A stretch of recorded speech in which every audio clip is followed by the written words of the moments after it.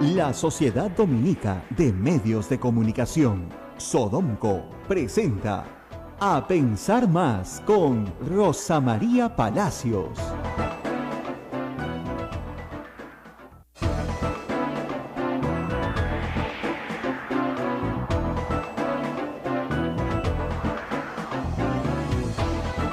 De la mañana y 1 minuto, señoras y señores, muy buenos días, bienvenidos a Pensar Más con Rosa María Palacios a través de las emisoras de Sodonco, Sociedad Dominica de Medios de Comunicación, Radio Santa Rosa en Lima, Radio Santo Domingo, RSD en Chimbote, Radio San Martín en Arequipa, Radio Veritas en Cusco, Radio Cepagua en Ucayali, Radio Quillabamba en La Convención, Radio Madre de Dios en Puerto Maldonado y nuestros amigos de Radio Huánuco que también nos escuchan por Huánuco. Muchísimas gracias por estar en sintonía y está con nosotros Rosa María Palacios. Rosa María, muy buenos días. Muy buenos días, amigos, muy buenos días a todo el Perú, a toda nuestra red que se enlaza en este momento con nosotros y escuche estos temas que vienen de Lima que les pueden parecer un poco lejanos, la verdad.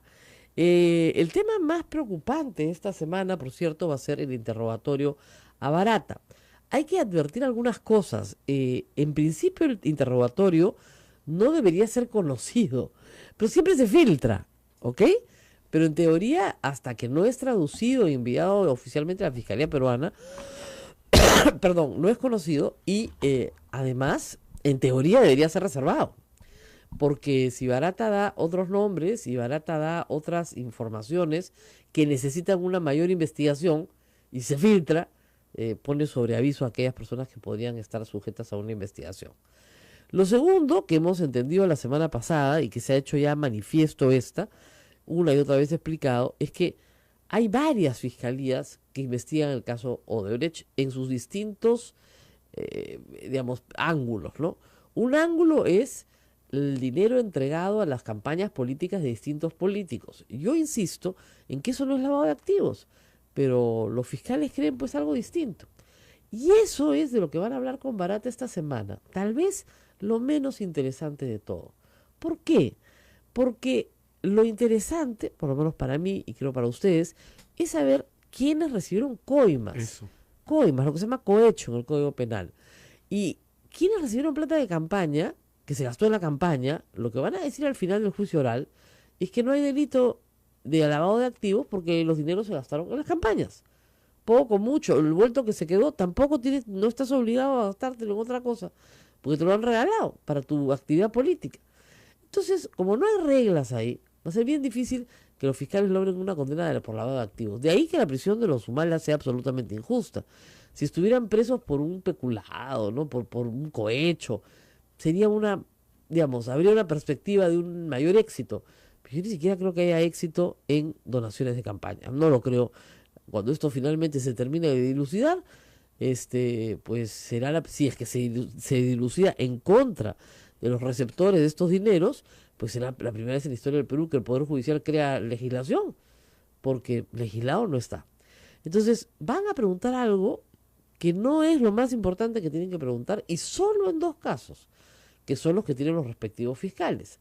José Domingo Pérez, el caso de Keiko Fujimori, y el fiscal Juárez Atoche va a ver el caso de Ollanta y su esposa.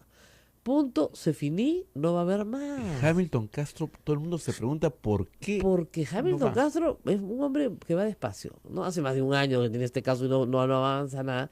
Entonces, ante el escándalo público, el Ministerio Público se ha apurado a sacar un comunicado diciendo que van a haber otros interrogatorios a Barata y que por supuesto se le van a preguntar los otros temas, que Hamilton Castro ya está pidiendo colaboración para poder hablar con Barata. Hamilton Castro es el que investiga los casos de corrupción, que esos son los que nos interesa saber. Yo reitero una vez más, los casos de lavado de activos son muy lejanos, son muy difíciles de probar. Están gastando ahí pólvora en gallinazos. Es muy interesante que todos sepamos cómo se financian las campañas políticas por transparencia. Pero mientras la legislación no cambie, van a seguir, y además ha cambiado para peor, van a seguir cometiéndose estos actos sin que sean punibles. En cambio, el caso de Toledo, por ejemplo, es un caso de coima, caso redondo. Bueno, parece que el señor Hamilton Castro ahí no tiene nada que preguntar y lo tiene todo claro.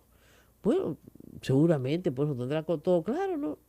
Dos, en el caso de Alan García, el señor Camilo Castro parece que también lo tiene todo claro. Alan García no tiene nada que ver en el asunto. Si no, iría a preguntar, ¿no? Hubiera pedido estar presente para hacer otras preguntas sobre la competencia de su fiscalía, ¿no es cierto? Porque lo debe tener todo claro. Solamente son una bandita en el MTC, ¿no? Las coimas las administraron ellas, se las pagaron a ellos, bestial. Y de lo que ya nos dijo Barata, más que suficiente para perseguir a Félix Moreno, en fin. Esa es la única explicación que hay. Y por supuesto, de Humala y de Pedro Pablo Kuczynski, nada. Ahora, sí se va a saber en esta indagatoria a qué otros candidatos se les dio plata de campaña. Y Barata dirá, le di a García, le di a Humala, le di a Kuczynski, o sea, eso sí se va a saber porque hay una pregunta que pregunta a qué otros presidentes o a qué otros candidatos se les entregó dinero para sus campañas, ¿no es cierto? Y eso podrá abrir otras investigaciones, pero reitero, se está concentrando la Fiscalía en un asunto que no es delito.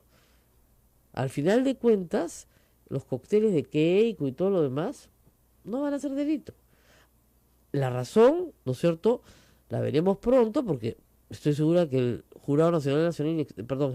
el Tribunal Constitucional va a fallar señalando que la prisión preventiva no procede, pues en el caso de Ollanta Humala y su esposa, en primer lugar porque recibir donaciones de campaña no es delito. Y uno de los primeros supuestos para ordenar una prisión preventiva es que hayas cometido un delito o que hayan indicios suficientes de que has cometido un delito. Si ni siquiera está tipificado el delito, ¿cómo van a ir a la cárcel, pues? ¿No? Con lo cual se salvan Keiko, lo salvo a todos, ¿no? Pero de verdad, pues, o sea, la ley es para todos, no hay pues ley, no hay. Y reitero, el Congreso no solamente, este Congreso no solamente no ha aprobado una ley señalando que está prohibido recibir fondos, después, o sea, que hay penalización, que es una conducta punible, que vas a la cárcel si incumples con la ley de partidos políticos que tienen los topes, no solamente no ha hecho eso, sino que ha relajado aún más las normas. Ahora la información de dar cuenta se ha reducido muchísimo más. Entonces, ¿de qué estamos hablando? Así que no se hagan muchas ilusiones con los 27 y 28. Puede traer cositas interesantes, no dudo que así sea, pero hay que señalar también otra cosa, que a veces se confunde. Barata no está presentándose ante los fiscales peruanos como colaborador eficaz, sino como testigo. Lo que diga que se use en juicio va a tener que ser ratificado por él en juicio. Igual que en el caso de Toledo. En el caso de Toledo su testimonio ha sido eso, un testimonio, el testimonio de un testigo. ¿No es cierto?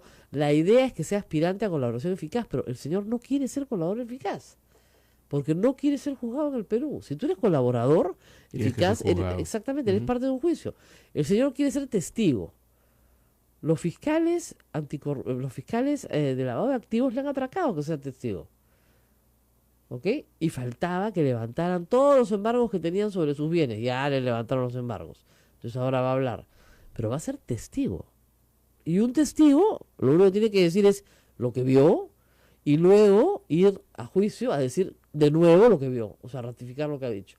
Nada más. Entonces, punto. Ahora, todo el mundo sabe, porque es evidente que él es el corruptor, que debería ser condenado y juzgado. Pero si él no habla, no nos enteramos de nada. Y eso lo sabe bien él. Y esos son los arreglos que la empresa Odebrecht ha tenido en Brasil. Nosotros nos hablamos y ustedes nos rebajan las penas y nos comprometemos a pagar una cantidad de dinero razonable en un plazo de 10 años. Y en esas están. Esa es la historia. Bueno, vamos a contar otra historia, una historia de papa rellena, tamales, ¿no? La gente es bien graciosa, ¿no? Bueno, ¿qué pasó?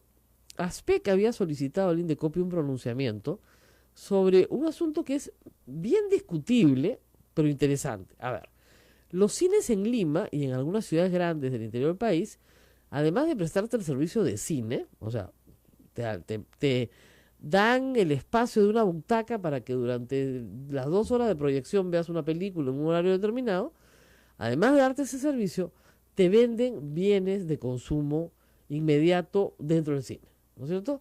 Te venden canchitas, te venden gaseosas, te venden chocolates, algunos venden hot dogs, algunos venden pizza, ¿no es cierto? Hay de todo, pero no pasa de eso. Hot dog, pizza, canchita, chocolates, y bastante gaseosa. Muy bien. Entonces, ¿qué pasa? Es evidente para cualquiera que haya ido a un cine en Lima o tal vez en alguna ciudad grande como Arequipa, el Cusco, en fin, que los precios de esta canchita, esta gaseosita, ¿no? Terminan siendo más caros Que el cine. que el cine, pues, ¿no? Ya la entrada del cine es costosa. Ahora, se entiende porque se trata de establecimientos con una infraestructura más o menos grande. Y acá vamos a hacer un paréntesis porque les estaba contando, antes de salir al aire, cómo era cuando Abel y yo íbamos al cine de chicos, pues. Era diferente, o sea, un solo cine para todos, una sola película en un solo horario. Y nos sentábamos 300, 400 personas, con platea y mezanine, y no habían 10 salas, era una sala, no había nada más que la sala. Ya, los que han visto la película Cinema Paradiso, seguramente se reirán de nosotros, pero más o menos era así. La segunda cuestión es que no solamente en el cine podías comer lo que te daba la gana, sino que podías fumar.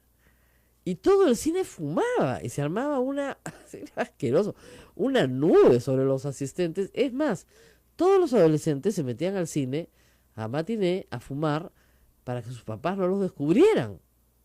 O sea, eran las prácticas culturales de los años 70 cuando iba al cine como adolescente. Muy bien, obviamente en los 80 ya de los 70 comenzaron a aparecer leyes que tenían todo el sentido del mundo prohibiendo que se fumara dentro de los cines. No solamente para salvaguardar poco al cine que terminaba apestando a cigarro, sino también la salud de las personas que asistían al cine. Hoy día le dices a un joven que se prende un cigarro en el cine y te mira como si estuvieses loca, no se le ocurre, o sea, sería algo completamente fuera de lugar, ¿no? Bueno, en el Perú se fumó en los cines.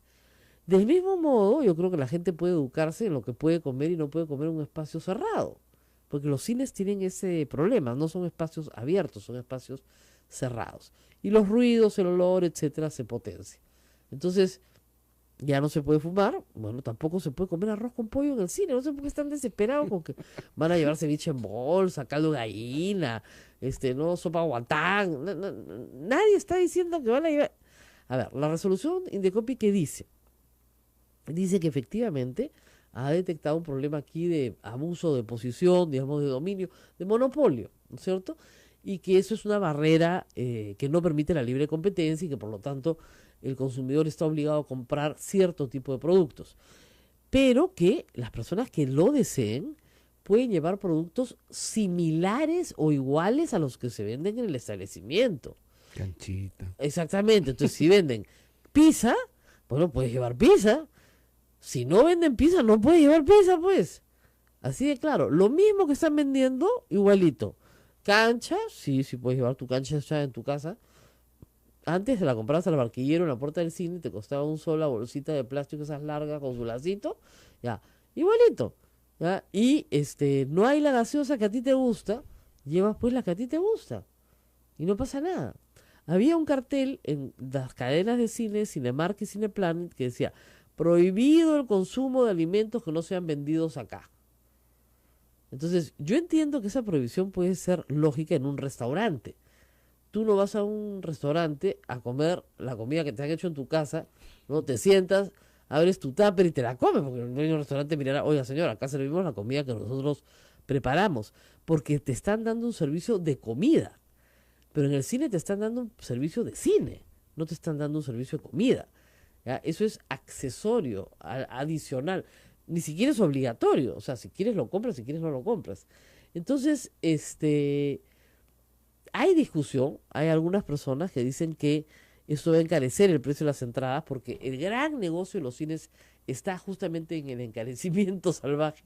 Porque es carísimo, ¿eh? O sea, comparativamente tú sales del cine, caminas media cuadra y encuentras el mismo producto 5 veces menos. O sea, una gaseosa de 5 soles que vale 2 soles, una canchita de 15, 20 soles que vale en realidad hacerla 2 soles. O sea, no tiene mucho sentido, ¿no? Pero además son productos de poca elaboración, no estamos hablando acá de el chef que ha ideado y creativamente un menú, no. Entonces, lo más probable es que, ¿qué van a hacer los cines? Van a bajar los precios, pues, de la canchita. ¿Para qué? Para que no la tengas que traer tú, pues.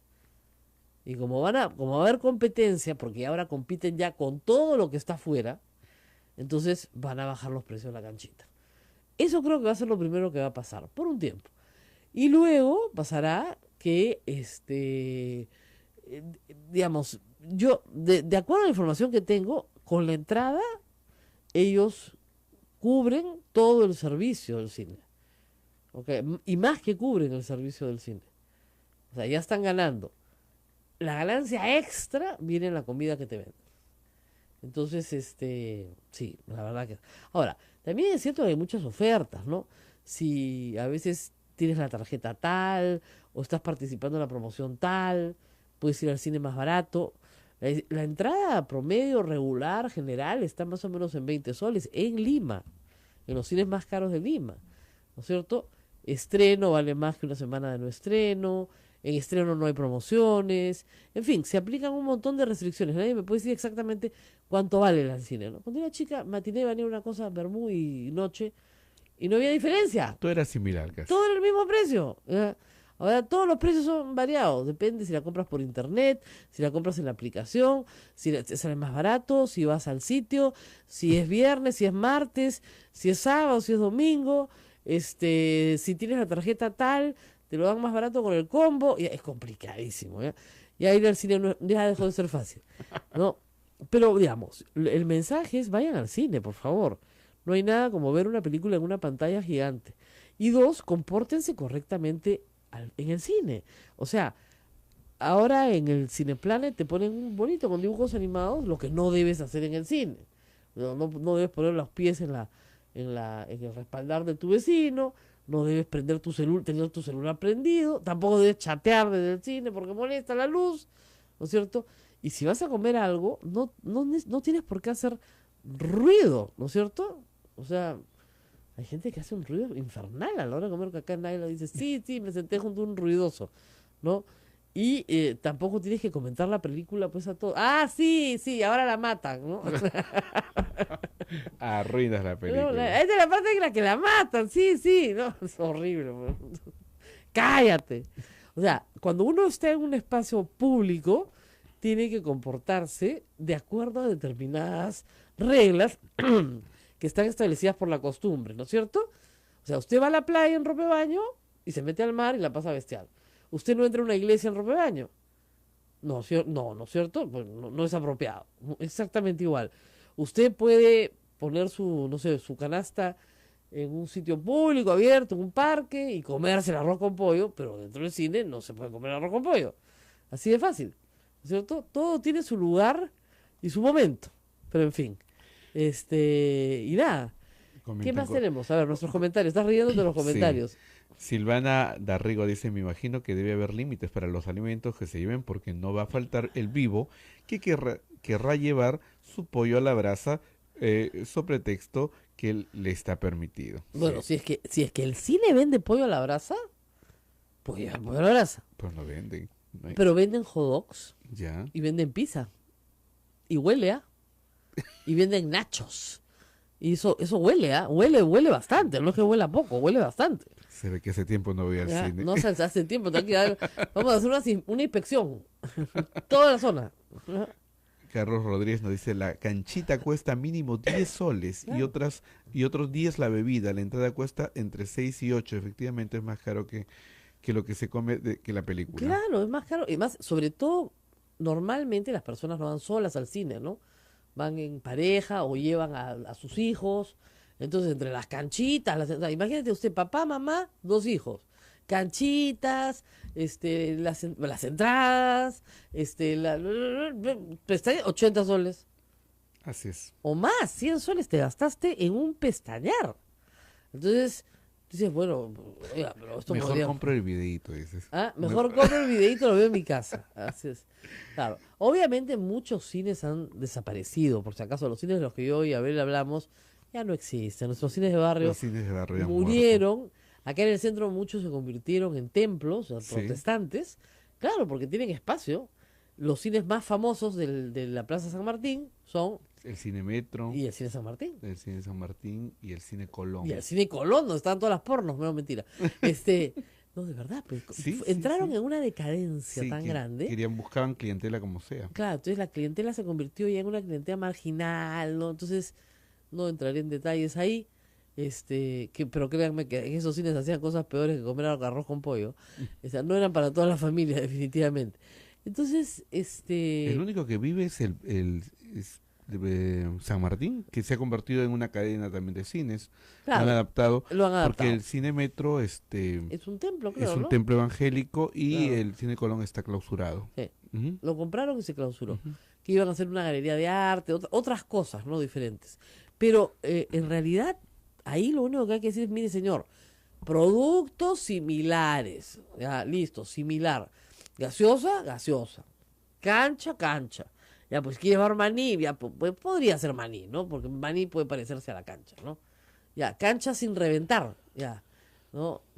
Cancha serrana, ya, ya, puede ser similar, ¿no? Pero, claro, dice, acá me dicen, supongo que serán los administradores del cine quienes determinarán qué alimentos son similares. Pero tú no puedes decir que no porque ensucian el cine, porque ya queda inmundo el cine. O sea, cuando usted sale del cine, detrás de usted entra corriendo un batallón de limpiadores a recoger toda la cochinada que la gente ha dejado.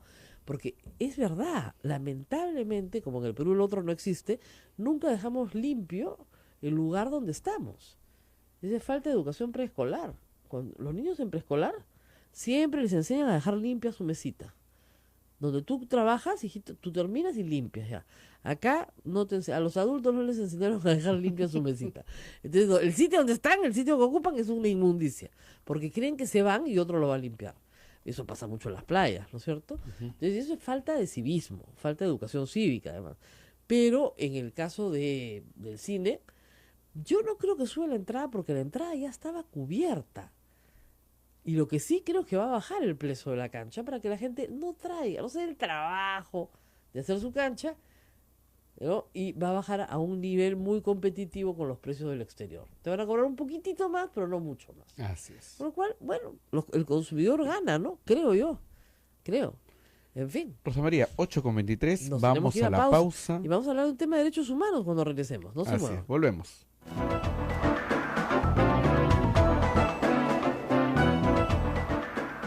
Sodomco, Sociedad Dominica de Medios de Comunicación.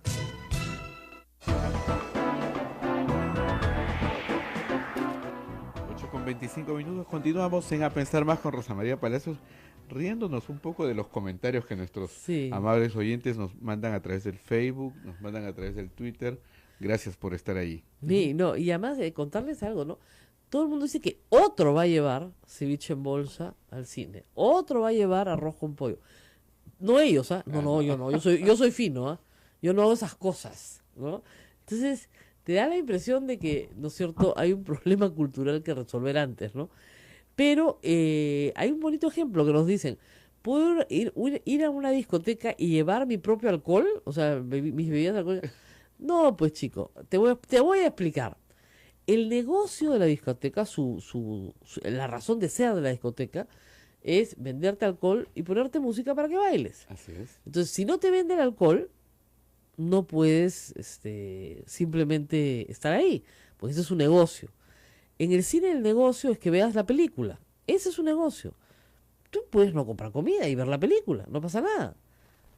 Pero en el caso de la discoteca, igual que en el caso del restaurante que puse hace un momento, yo no puedo sentarme en un restaurante muy bonito y sacar de mi cartera mi tupper con mi almuerzo. Y decir, bueno, me voy a sentar en su mesa. No, señor, pero acá nosotros servimos la comida que nosotros preparamos. Eso será usted, pero yo como acá. Y solamente me puede cobrar por el derecho de sentarme en su mesa. No, porque usted le está quitando el sitio a una persona que sí quiere comer mi comida. Además, no solamente no gano, sino que no me deja ganar. Tiene que irse. Entonces, ahí no tiene ningún sentido. Pero en un cine donde ya estás ocupando la butaca, que ya pagaste, que ya tienes absolutamente toda la disposición para pagar, para ver la película, y ya lo hiciste, que de tu cartera saques una botellita de agua que has traído de tu casa, no debería pues ser un problema para el cine, ¿no? Salvo que el cine comience a fiscalizar que todas las botellitas de agua sean sus botellitas de agua y que no te las vende a 2 soles, sino a 10 soles. Ahora, dicho sea de paso, hablando del agua, tengo que advertir que en el aeropuerto pasa lo mismo y en casi todos los aeropuertos del mundo. Es decir, te quitan el agua por razones de seguridad. Y está muy bien que te la quiten por razones de seguridad. Pero una vez que pasas, te venden el agua al triple. Al triple. Sí. Una botella de agua puede valer 2 soles afuera, con ganancia y todo, porque puedes conseguirla más barata. Y adentro te la venden en 6. En 6. Y tú le dices, señorita, ¿una botella de agua en 6 soles le parece? Señora, con toda razón, me dijo, son los precios que ponen los dueños, no es mi culpa. Sí, dije, no es culpa tuya, pero acá está pasando algo muy raro. Entonces, una cosa es que tú cumplas con una medida de seguridad y otra cosa es que las personas de adentro, sabiendo que tienen lo mismo que en el cine, un mercado cautivo, donde no hay competencia, ¿no es cierto?, vendan más caro. ¿Qué hace la gente? Mete sus botellas vacías, se va al baño, abre el caño, la llena de agua y todos somos felices y es gratis. Mira acá de Naila, como diciendo, eso es lo que yo hago, pues siempre lo he hecho. De verdad, y no solamente lo he visto en el aeropuerto Jorge Chávez, lo he visto en distintos aeropuertos del mundo porque está pasando en muchas partes. Es la misma idea, es decir, por alguna razón, ¿no es cierto?, tengo un mercado cautivo, solo yo le puedo vender, nadie más le puede vender. Entonces, como no hay competencia, le vendo al precio que yo quiera. Lo que tenemos que procurar siempre es que haya mucha competencia, porque donde hay competencia, el precio baja inmediatamente, al nivel promedio del mercado, que es más o menos lo que todos están pagando por el mismo precio. Así de simple. Así de fácil. Así de fácil. Bueno, ahora vamos a nuestra entrevista de fondo esta mañana. Estamos con la doctora Mar Pérez, abogada de la Coordinadora Nacional de Derechos Humanos. Como ustedes saben, bueno, tal vez no lo sepan, ¿no? El Ministerio de Justicia se llama Ministerio de Justicia y Derechos Humanos. Raro, ¿no? Bueno, sí, se llama así. Aunque indulten a un violador de derechos humanos, se llama Ministerio de Justicia y Derechos Humanos. Y tiene un plan de derechos humanos que se publica regularmente y son planes quinquenales, a veces son planes bianuales, en fin, la periodicidad varía, pero son planes que abarcan una serie de acciones que el Estado tiene que hacer en materia de derechos humanos. Y son planes muy amplios, porque ustedes comprenderán que el tema es inmenso, ¿no? Va desde, no sé, la trata de mujeres, ¿no es cierto?, hasta la protección de niños en situaciones migratorias, hasta violencia doméstica, hasta, en fin, el espectro de lo que es la protección de los derechos del hombre es tan amplia como es la actividad del hombre mismo, ¿no es cierto? Entonces ustedes pueden encontrar defensores de derechos humanos trabajando contra la minería ilegal o defensores de derechos humanos defendiendo el bosque, como está pasando en Chaparri en estos días. Hay muchísima gente comprometida con esta defensa. ¿Qué ha pasado? La doctora Mar Pérez nos va a explicar con más claridad. El Estado llama a distintas organizaciones de derechos humanos, abogados, en fin, personas naturales, les pide su opinión, llegan a consensos, incluso se levantan actas de los consensos y se establecen determinadas medidas. Una de las medidas que iba a incluir el plan de este año, aprobado este año, para este año y para varios años más, era la protección de los defensores de derechos humanos. ¿Por qué? Porque los matan, pues. No hay nadie más vulnerable que una persona que se enfrenta, ¿no es cierto?, a una turba en medio, no sé, de Madre de Dios, que está tratando de rescatar a unas niñas de la trata. ¿No es cierto? Entonces, esos defensores de derechos humanos, en los cuales la Iglesia está muy, muy comprometida, la Iglesia Católica, son muy vulnerables a la violencia. Y la idea es que desde el Estado se les diera una protección eficaz. Bueno, para hacerla corta, nos van a explicar la parte larga. Eliminaron eso. Eliminaron todo el capítulo de defensa de los defensores de los derechos humanos. Con lo cual, todos los activistas, claro, tienen la defensa regular porque el Estado da, pero medidas de protección preventiva no hay. Doctora, gracias por estar con nosotros. Me imagino que ustedes están muy preocupados por esta situación. Estamos muy preocupados e indignados, sería la palabra, Rosa María, porque sentimos que el plan que se ha aprobado recientemente busca solamente proyectar una imagen ante la comunidad internacional de un Estado moderno, un Estado que hace las tareas, pero cuando uno ahonda un poco en los contenidos del plan, se da cuenta de que es en gran medida un cascarón vacío, ¿no? Ya durante la elaboración del plan hemos encontrado muchos problemas, porque cuando hablamos de derechos humanos, uno de los elementos fundamentales es la participación de las personas afectadas. Y en la elaboración de este plan, los espacios de participación han sido sumamente acotados. Para nosotros no cumple los estándares internacionales. Mira, Rosa María, el plan tiene 5 capítulos, 5 secciones. A la sociedad civil básicamente nos han permitido participar en el tercer capítulo, que es el de poblaciones vulnerables. O sea, nosotros, organizaciones que llevamos más de 30 años pensando el tema de derechos humanos en el país, atentos a cuáles son las obligaciones del país y cuáles son las brechas de cumplimiento, solo se nos considera poblaciones vulnerables. Y en el capítulo 2, que es el más amplio, el que, digamos, el grueso, el capítulo de fondo del plan, no se nos ha permitido ningún tipo de participación. Comentario ni por escrito. Nada, nada. Entonces, o sea, ¿de qué estamos hablando, no? Y si pensamos en lo que ha sucedido fuera de Lima, en regiones, la situación es muchísimo más grave, porque se debió consultar a todas las regiones del país, pero solamente se han hecho consultas en 5 regiones de una mañana y media, sin ningún tipo de información previa a la gente que va a participar. O sea, ¿tú cómo vas a participar en esas condiciones, no? Claro. El requisito previo para participar es el acceso a la información. Y encima, no de todos los temas, sino que los gobiernos regionales, de acuerdo a sus intereses y a sus vocaciones diversas, han elegido sobre qué temas se iba a tratar en estos tallercitos, porque eso es lo que han sido, tallercitos, ¿no? Bueno, ahora, la idea es que, ahora ya tenemos un plan vigente, ¿no es cierto? ¿Cada cuánto tiempo se aprueban? Los planes que hemos tenido, este es el tercero ya, han sido de 4 años. 4 años. Entonces este tendría vigencia hasta el 2021. Ahora, normalmente, digo, de los que yo he leído, son muy declarativos. O sea, se lo firma cualquiera, pero del cumplimiento de ese plan, ¿no es cierto?, a la realidad hay una distancia enorme. ¿Ya? Y yo entiendo que en este plan, por las actas que me han permitido ver, se iban a establecer algunos indicadores, o sea, medidas, porque hay que medir el cumplimiento, ¿no? ¿Eso también lo han eliminado en algunos casos? Claro, exactamente. Esa es nuestra preocupación central en el tema de defensores. Ha quedado así una enunciación gaseosa, muy general, de que en el 2021 habrá en el país un mecanismo de protección a defensores.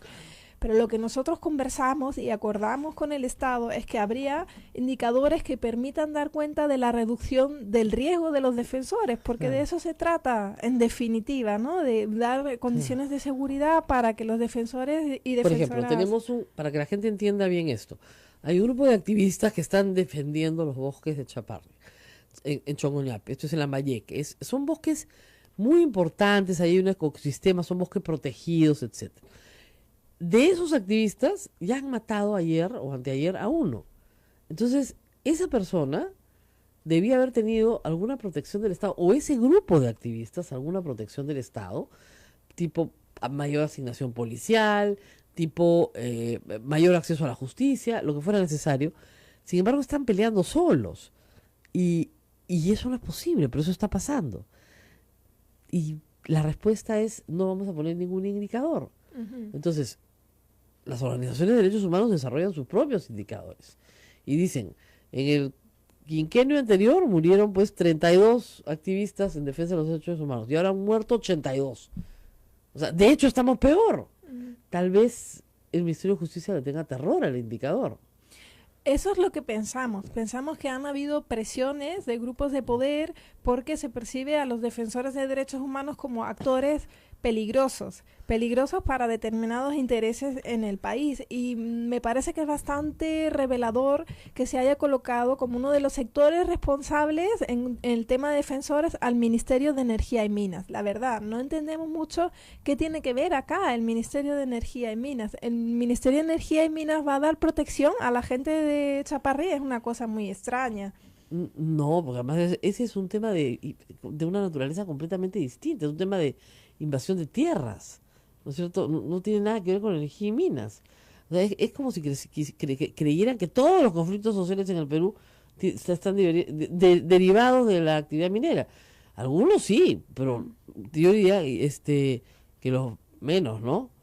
Hay una gran cantidad de defensores que están en riesgo Latinoamérica es el país, el sector del planeta donde más riesgo existe para los defensores ambientalistas. No, sí, claro. Ellos son los que sufren aproximadamente el 70% de las agresiones, pero cuando hablamos de defensores ambientalistas, hablamos en gran medida de aquellos que defienden los ecosistemas o los territorios frente a actividades ilícitas, como por ejemplo la minería informal o la tala en el sector de Madre de Dios, ¿verdad? Exacto. Entonces pensar de una manera... Mira, esto evidencia que en realidad no hubo ni siquiera un diagnóstico de partida, que es otro de los problemas que nosotros hemos denunciado. Cuando durante el diálogo con el Estado pedimos que se nos permita acceder a este diagnóstico... Claro, que nos den algunos números, algunas no, ¿qué data tienen? ¿Sabes lo que nos contestaron, Rosa María? Ajá. Que el diagnóstico era reservado. O sea, ¿cómo el diagnóstico sobre el ¿Con cual... este ministro? Sí, o sea, con el anterior ya. O sea, ¿cómo se puede construir el Plan Nacional de Derechos Humanos que tiene elevados estándares de participación de la sociedad civil Claro. a partir de un diagnóstico reservado? Claro. O sea, ¿Qué es lo que no quieren que sepamos? evidentemente, o sea, nos genera mucha preocupación. Puede que, o lo otro es pensar que en realidad nunca hubo un diagnóstico sólido que sustente este trabajo. Es lo más probable, ¿ah? O sea, no es que sea reservado, sino que está tan mal hecho que no lo pueden enseñar. Ujú. Es lo más probable, me atrevería a decirlo, porque no veo por qué, no sé, más los planes siempre se han publicado en el diario oficial. O sea, han estado publicados en el peruano siempre. Reitero, si regresan desde el primero que se hizo hace muchos años, pues deberíamos a estas alturas ya en el 2018 vivir en el paraíso, pero lamentablemente los estándares están, pero el cumplimiento es otro. Y ese es lo que molesta un poco de estas normas declarativas, ¿no? Yo entiendo que es muy importante tenerlo en blanco y negro para poderlo reclamar después, porque si no lo tienes en blanco y negro no hay forma de reclamarlo. Pero también creo que ha sido muy declarativa siempre la actitud. Cuando usted dice, esto es para que los organismos internacionales digan, ah, qué buen plan de derechos humanos. No, sí, están muy preocupados. Vamos a una pausa y volvemos. Y tenemos que explicar algunas cosas sobre derechos humanos, porque ya comenzaron los alérgicos al tema. Los derechos humanos son los derechos universales que toda persona tiene y que están en la Constitución peruana y que ocupan la primera parte de la Constitución. Hay gente que dice, es que nosotros no tenemos derechos humanos. Todos los seres humanos, todos, desde el más santo hasta el más vil, tienen ciertos derechos que los tienen por el mero hecho de haber nacido. ¿Ok? Vamos a la pausa y volvemos. Sodomco, Sociedad Dominica de Medios de Comunicación.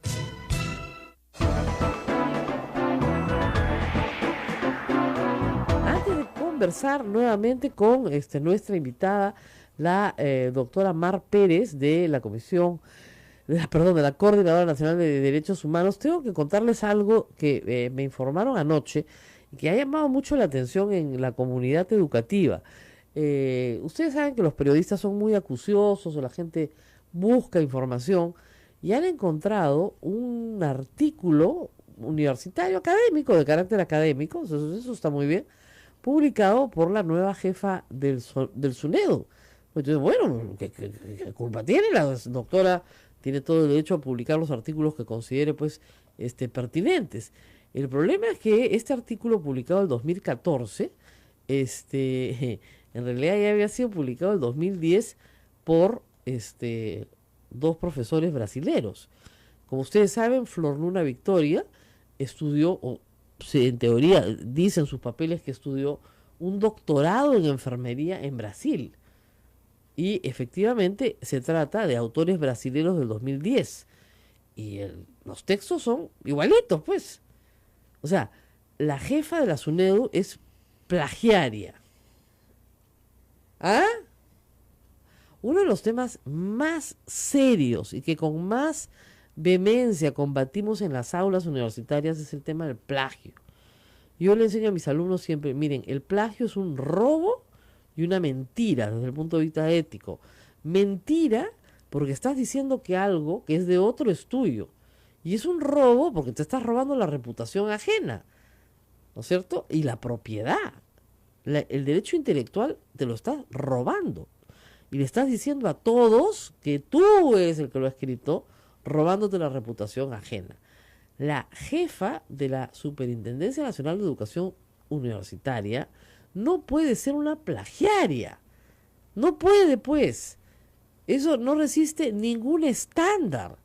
Si el señor Idel Wexler tiene un poquito de criterio, hoy día rápidamente debería estar llamando a las oficinas, dándole las gracias por sus servicios prestados y buscando otra persona. Porque no puedes poner una persona que es plagiaria, aunque sea un artículo o 10 artículos. Ya hemos tenido muchos casos de plagio. ¿Qué es lo que denota esto? Que la doctora no trabaja o investiga de la forma seria en la que se tiene que trabajar o investigar, y que entonces no está capacitada para supervisar a nadie. Porque ¿cómo va a supervisar pues a una universidad una persona que ha incurrido en una de las faltas académicas más graves que puede haber, que es la del plagio? Los artículos están publicados en mi cuenta de Twitter. Patricia Arévalo ha sido la que ha difundido esta información ayer, por lo menos a mí me llegó por ella, y miren, es evidente que estamos hablando del mismo texto, incluso hasta mal redactado, hasta los problemas de redacción los mantiene. Entonces, esperemos que el señor Wexler haga algo en las próximas horas. Si no hace nada durante este día, y es un día hábil, bueno, pues nos ocuparemos nosotros de que haga algo, ¿no? O sea, haremos un poco más de bulla, por un poco de dignidad de las personas, que le den la oportunidad pues de ser despedido el día de hoy, y que busque y haga un concurso público, como se hizo la otra vez, no nombrar a alguien a dedo, y establecer que alguien con la capacidad correspondiente puede hacerse cargo de la educación universitaria. Él votó a Lorena Macías porque esta señora era mejor. Muy bien. Esta señora es plagiaria. Pues tiene que hacer algo. ¿O no va a hacer nada? ¿No es cierto? Bueno. Vamos a regresar al tema de derechos humanos, porque la doctora Mar Pérez me estaba contando en la pausa algunas cosas que ustedes deben saber. Ellos lograron, en este tema de los defensores de derechos humanos, que el Ministerio de Justicia les entregara un acta. Pero otros grupos que han trabajado otras áreas, no solo no tenían información para ir a discutir el tema, no solo eran grupos chicos, no amplios, sino que además no se les daba ningún acta de lo conversado, ni un papelito, se quedaba todo en el viento. ¿Es así? Es así. Por eso, por ejemplo, en el caso de las personas con discapacidad que han participado de muy buena fe en todas las reuniones a las que han sido convocados por el Ministerio de Justicia, ellos después de terminar el proceso estaban contentos porque sentían que el plan iba a ser un avance importante para ellos, y sin embargo cuando han visto el texto finalmente aprobado se han dado con la sorpresa de que muchas cosas que fueron acordadas en ese espacio luego no estaban en el texto final. Una de ellas, por ejemplo, es el desarrollo de normas que permiten importación de ayudas mecánicas. Por ejemplo, nosotros acompañamos a un señor que tiene una lesión medular y a raíz de ese problema tiene un dolor crónico que no se controla con ninguna medicación que hay en el mercado peruano. La única manera es colocarle un dispositivo intramedular que se tiene que importar de otros países. Que no hay, y que no le traen. Y no solamente cuesta muchísimo, sino que como no se aprueba esta norma, él tiene que pagar impuestos muy fuertes en la aduana, ¿no? Así es. Entonces, además... Son cosas puntuales que, digamos, que harían más fácil la vida de los discapacitados en el Perú, pero que el Estado no las atiende porque por problemas burocráticos, etcétera. Y eso no se ha recogido. No se ha recogido, como tampoco el tema de la desinstitucionalización. Es una palabra un poco larga, un poco difícil de decir, ¿no? Pero, ¿qué significa? Que la prioridad, de acuerdo a los estándares internacionales en este momento, es que las personas discapacitadas con problemas de salud mental u otras no estén viviendo encerrados en un establecimiento, sino que estén en la sociedad y que reciban los apoyos que requieren para desarrollar una vida plena e integrada con el resto de la sociedad. Claro, eso es bien fácil decirlo, bien difícil hacerlo. Porque supongamos que usted tiene a un familiar que es funcional socialmente, ¿no es cierto? Que es una persona capaz de movilizarse, bañarse, alimentarse, pero que tiene esquizofrenia. Por ejemplo, ¿no es cierto? Entonces no te lo reciben en ningún hospital psiquiátrico, tú lo tienes que cuidar, pero entonces un miembro de la familia tiene que dejar de trabajar para poderlo cuidar. Normalmente mujeres. Y normalmente mujeres. Entonces, ese miembro de la familia no tiene ese ingreso, tiene que depender del ingreso de todos los demás que no se lo quieren dar, pero además tiene que estar muy atenta, porque no ha recibido ninguna capacitación, a que esa persona no le haga daño a los demás o no se haga daño a sí mismo. Entonces, es muy injusto desde el punto de vista de justicia que una persona sacrifique su vida, ¿no es cierto?, sin tener nada, ni un Dios te salve, ¿a dónde mirar? Entonces, ¿qué hace esa gente? Normalmente, la más pobre, simplemente deja que la persona que tiene esta discapacidad, sobre todo enfermedad mental, vague libremente por la calle, con todas las consecuencias para la salud, vulnerabilidad, etcétera. O va a la puerta del Arco Herrera y lo deja. Y como es NN, pues no lo pueden identificar. Hay una cantidad impresionante, a veces nos piden ayuda, de gente NN con serios trastornos ya, que no saben cuál es su identidad verdadera, etcétera, y que son abandonados por sus familias, no por maldad, sino por desesperación. Y frente a eso el Estado no hace nada porque no hay más camas. Entonces uno dice, bueno, vamos a desinstitucionalizar, ya, bien. ¿Y quién va a cuidar a la persona enferma? En Europa se le paga un subsidio al miembro de la familia que se queda cuidando a la persona enferma, porque claro, le ahorra el Estado la necesidad de tener la infraestructura para atender a esa persona. Entonces, si tú me ahorras la necesidad de yo atender a esta persona, a cambio yo te reconozco ese trabajo, porque es un trabajo, y te doy un subsidio. ¿Ya? Eso en el Perú está a 50.000 años luz. Y no va a pasar. Entonces, Rosa María, yo creo que esto es un claro ejemplo de que cuando hablamos del Plan Nacional de Derechos Humanos, estamos hablando de un proyecto para el país, de una forma de desarrollar el país incrementando el bienestar de la población. Hay medidas como esta de la desinstitucionalización que requiere una inversión pública y que probablemente no podrá culminar de aquí a los 4 años. No. Que dura Debería el haber un plan. compromiso, pero ningún compromiso hay. Y el otro tema que ha sido que ya viene... lo que pasa es que a veces no se entiende eso, pero el Plan Nacional de Derechos Humanos es transversal a todos los sectores. O sea, pasa por salud, pasa por educación, pasa por medio ambiente, pasa por interior, pasa por muchísimos ministerios. Pero en el caso, por ejemplo, de la integración de los niños con discapacidad en las escuelas públicas, que es otro tema mundial. Ya, perfecto, los integramos. Llegan y son permanentemente discriminados porque la profesora no ha recibido ninguna, o el profesor, ninguna capacitación, y además los llaman, me han tocado 2 inclusivos, así te dice la maestra. Entonces tú dices, ¿qué son 2 inclusivos? No, pues que me mandan. Y entonces, ningún programa especializado, ningún programa especial para ellos de trabajo en clase. Entonces, están ahí, porque tienen que estar ahí, porque tienen que socializar. Pero nadie ha hecho un trabajo con los maestros para trabajar simultáneamente con el número de alumnos que tienen clase, más los chicos que tienen necesidades especiales. Entonces, de nuevo, cierran las escuelas especiales, bestial, el Estado se ahorra un presupuesto que es mucho más caro y no traslada ese subsidio a los lugares donde los tienes que trasladar. Bingo, más barato todavía. Es la locura. Claro, entonces básicamente lo que hace el Estado es desentenderse de sus obligaciones, porque son obligaciones. Cuando hablamos de derechos humanos estamos hablando de facultades personales que tienen un correlato en obligaciones del Estado. Y Rosa María, hablando de obligaciones del Estado, yo no quisiera irme sin mencionar una omisión que nos parece gravísima en el plan, que es las reparaciones para las mujeres esterilizadas forzosamente. Si bien este no fue un punto de acuerdo, en ningún momento el Ministerio de Justicia... Pero ellas no están ya en un proyecto especial. ¿No hay un proyecto sobre esto? Claro, lo único que están haciendo es registrarlas. Nada más. Nada más. Entonces, o sea, ¿de qué sirve a estas personas seguir el trámite para registrarse si esto no va a tener un resultado concreto en mejorar su calidad de vida? Claro. No, y además ese registro implica una investigación, porque hay muchas mujeres en el Perú que se han esterilizado en programas del Ministerio de Salud voluntariamente. Y ahí están los consentimientos informados y demás. Así que no se trata de que tampoco la gente se pase vía a trampa. Pero igual, el registro no sirve de nada, porque ¿me registro para qué? ¿Para qué hay un registro?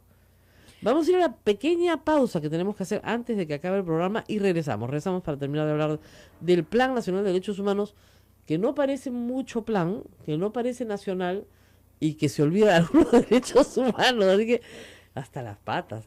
Nos vamos a la pausa y volvemos. Sodomco, Sociedad Dominica de Medios de Comunicación.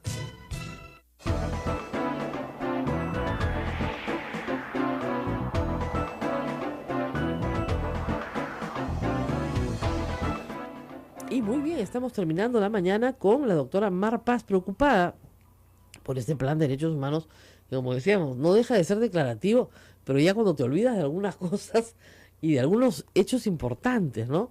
Que además el plan lo que marca, yo creo que son líneas de trabajo para todos los sectores, ¿no es cierto? Y si, por ejemplo, no hay una línea sobre el tema de discapacidad, en asuntos, por ejemplo, como facilidades aduaneras, para productos especializados, enfermedades huérfanas, en fin, tantas cosas que hay en el mundo de la salud. Entonces no se avanza nada. ¿Por qué esta reacción a tener un mejor plan por parte del Ministerio de Justicia? A mí me parece muy extraño, salvo que, bueno, dicen que nuestro ministro es bastante reaccionario, por decirlo de alguna manera, tremendamente conservador y que creo que no entiende bien de qué se trata el asunto.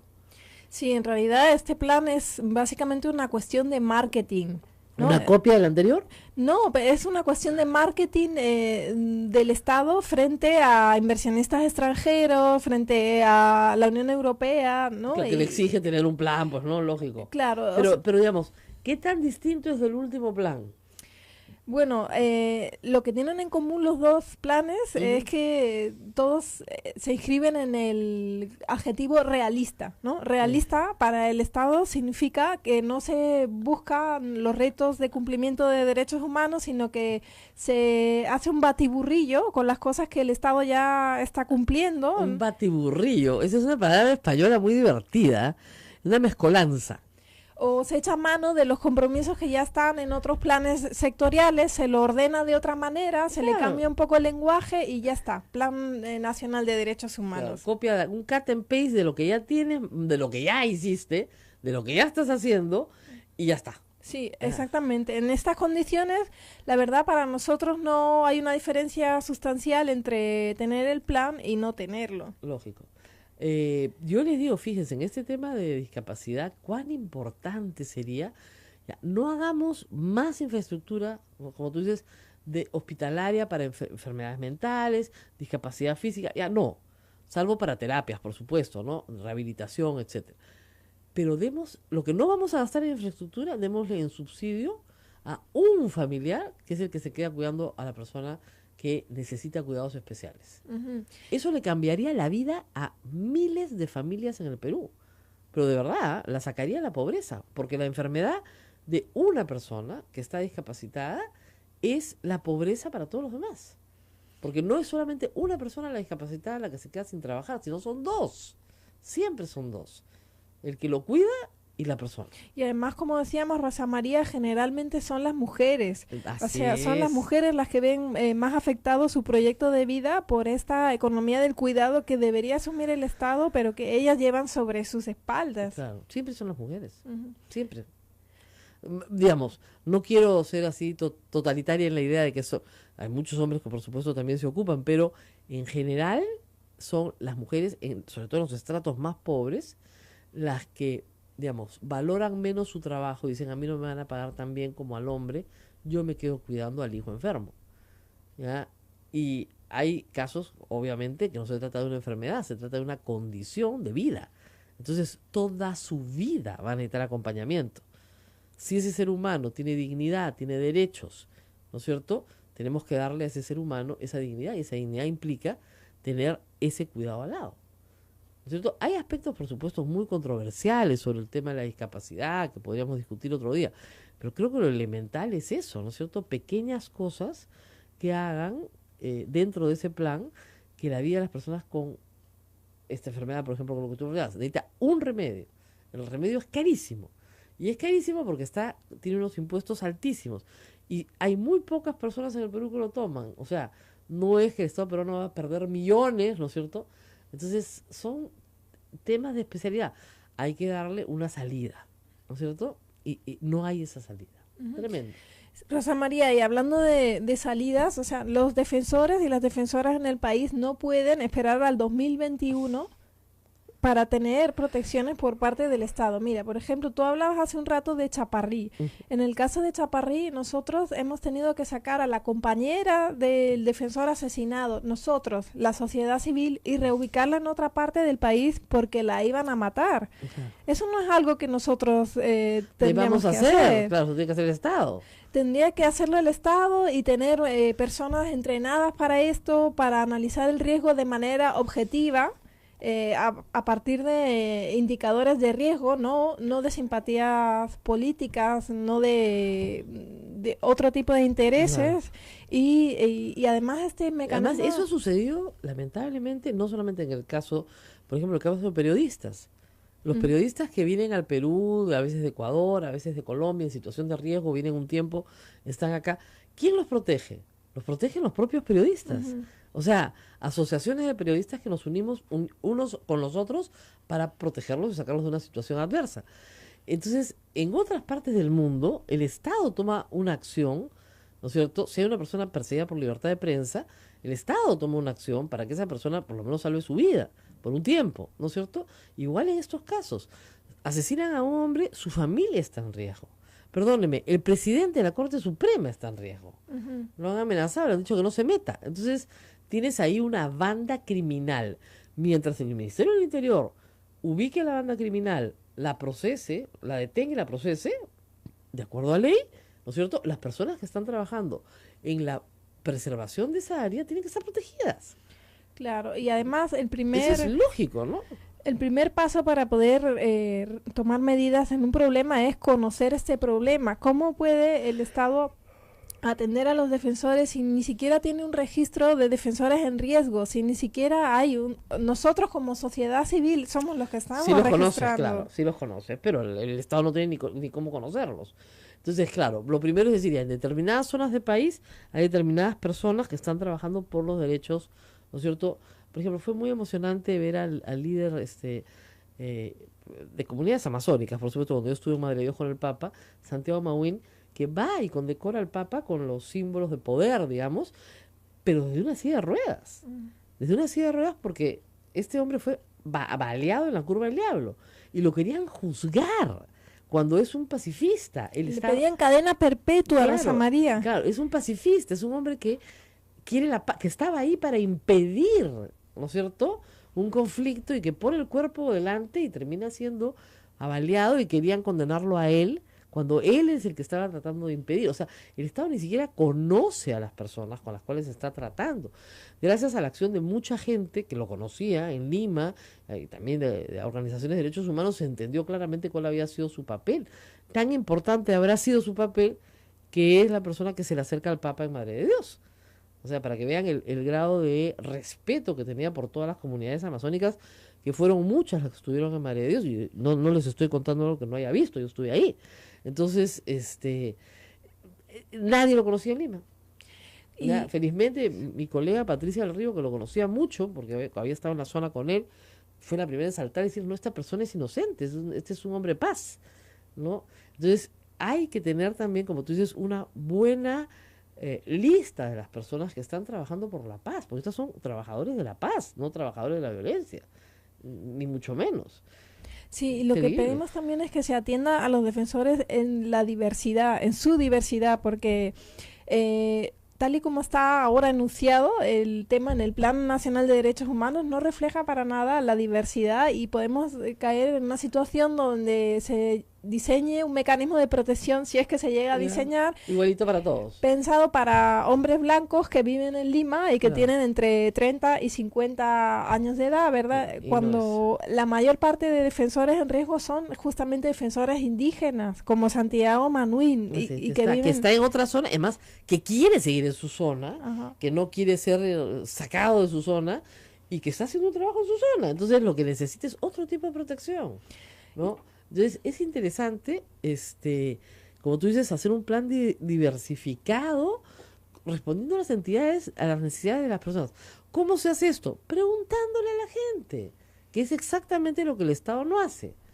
Cuando uno quiere legislar, Eso va para todos los legisladores también. Entonces un plan sale por decreto supremo, pero cuando quieres legislar en todo sentido, lo primero que debes hacer es preguntarle a la gente.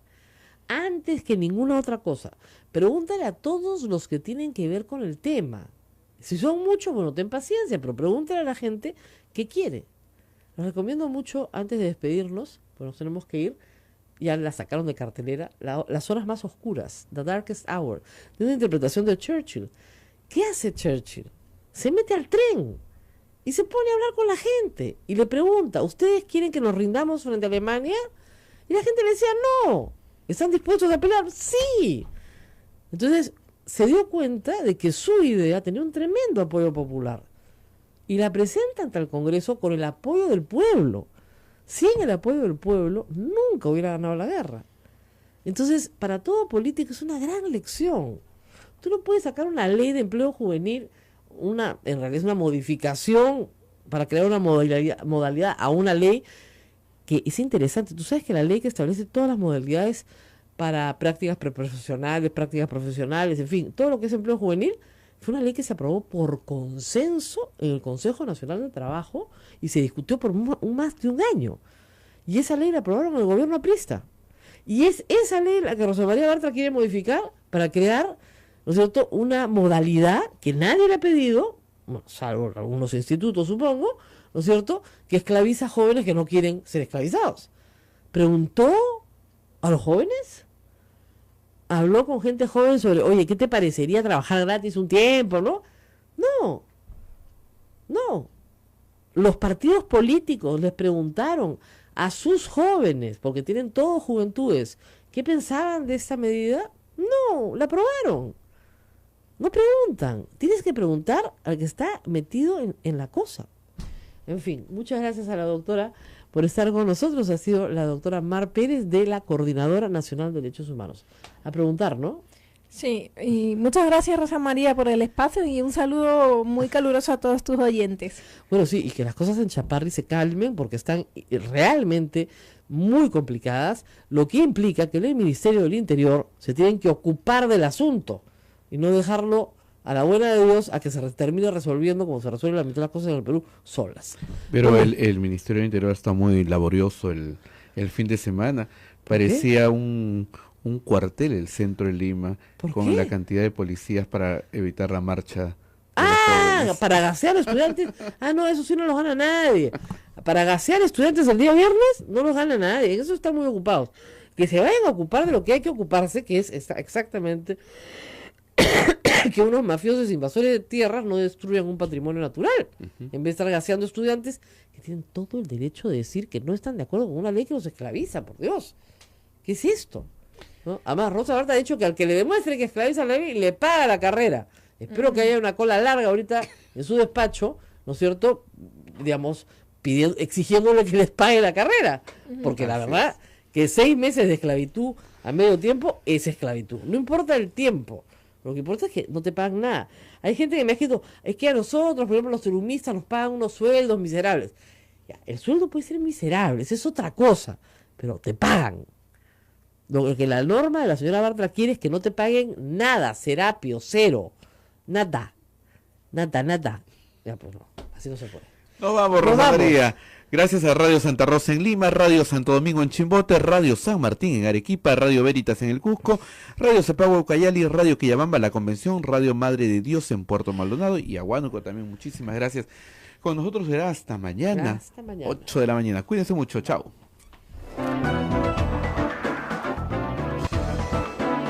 Hasta aquí, A Pensar Más con Rosa María Palacios. Este programa fue producido por la Sociedad Dominica de Medios de Comunicación, Sodomco. De todos los temas, sino que los gobiernos regionales, de acuerdo a sus intereses y a sus vocaciones diversas, han elegido sobre qué temas se iba a tratar en estos tallercitos, porque eso es lo que han sido, tallercitos, ¿no? Bueno, ahora, la idea es que, ahora ya tenemos un plan vigente, ¿no es cierto? ¿Cada cuánto tiempo se aprueban? Los planes que hemos tenido, este es el tercero ya, han sido de 4 años. 4 años. Entonces tendría vigencia hasta el 2021. Ahora, normalmente, digo, de los que yo he leído, son muy declarativos. Ujú, O sea, se lo firma cualquiera, ujú. pero del cumplimiento de ese plan, ¿no es cierto?, a la realidad hay una Ujú. distancia enorme. Ya, y yo entiendo que en este plan, por las actas que me han permitido ver, se iban a establecer algunos indicadores, o sea, medidas, Ujú. porque hay que medir el cumplimiento, ¿no? ¿Eso también lo han eliminado en algunos casos? Claro, exactamente. Esa es nuestra preocupación central en el tema de defensores. Ha Ujú. quedado así una enunciación gaseosa, muy Ujú. general, de que en el 2021 habrá en el país un mecanismo de protección a defensores. Pero lo que nosotros conversamos y acordamos con el Estado es que habría indicadores que permitan dar cuenta de la reducción del riesgo de los defensores, porque de Claro. eso se trata, en definitiva, ¿no? De dar condiciones de seguridad para que los defensores y Por ejemplo, defensoras... tenemos para que la gente entienda bien esto, hay un grupo de activistas que están defendiendo los bosques de Chaparri, en Chongoñape, esto es en Lambayeque. Son bosques muy importantes, hay un ecosistema, son bosques protegidos, etcétera. De esos activistas ya han matado ayer o anteayer a uno. Entonces, esa persona debía haber tenido alguna protección del Estado, o ese grupo de activistas alguna protección del Estado, tipo mayor asignación policial, tipo mayor acceso a la justicia, lo que fuera necesario. Sin embargo, están peleando solos. Y eso no es posible, pero eso está pasando. Y la respuesta es, no vamos a poner ningún indicador. Ujú. Entonces, las organizaciones de derechos humanos desarrollan sus propios indicadores. Y dicen, en el quinquenio anterior murieron pues 32 activistas en defensa de los derechos humanos y ahora han muerto 82. O sea, de hecho estamos peor. Tal vez el Ministerio de Justicia le tenga terror al indicador. Eso es lo que pensamos. Pensamos que han habido presiones de grupos de poder porque se percibe a los defensores de derechos humanos como actores peligrosos para determinados intereses en el país. Y me parece que es bastante revelador que se haya colocado como uno de los sectores responsables en el tema de defensores al Ministerio de Energía y Minas. La verdad, no entendemos mucho qué tiene que ver acá el Ministerio de Energía y Minas. El Ministerio de Energía y Minas va a dar protección a la gente de Chaparrí, es una cosa muy extraña. No, porque además ese es un tema de una naturaleza completamente distinta, es un tema de invasión de tierras, ¿no es cierto? No, no tiene nada que ver con energía y minas. O sea, es como si creyeran que todos los conflictos sociales en el Perú están derivados de la actividad minera. Algunos sí, pero yo diría que los menos, ¿no? Hay una gran cantidad de defensores que están en riesgo. Latinoamérica es el país, el sector del planeta donde más riesgo existe para los defensores ambientalistas. No, sí, claro. Ellos son los que sufren aproximadamente el 70% de las agresiones, pero cuando hablamos de defensores ambientalistas, hablamos en gran medida de aquellos que defienden los ecosistemas o los territorios frente a actividades ilícitas, como por ejemplo la minería informal o la tala en el sector de Madre de Dios, ¿verdad? Exacto. Entonces pensar de una manera, mira, esto evidencia que en realidad no hubo ni siquiera un diagnóstico de partida, que es otro de los problemas que nosotros hemos denunciado. Cuando durante el diálogo con el Estado pedimos que se nos permita acceder a este diagnóstico, Claro, que nos den algunos números, algunas no, ¿qué data tienen? ¿sabes lo que nos contestaron, Rosa María? Ajá. Que el diagnóstico era reservado.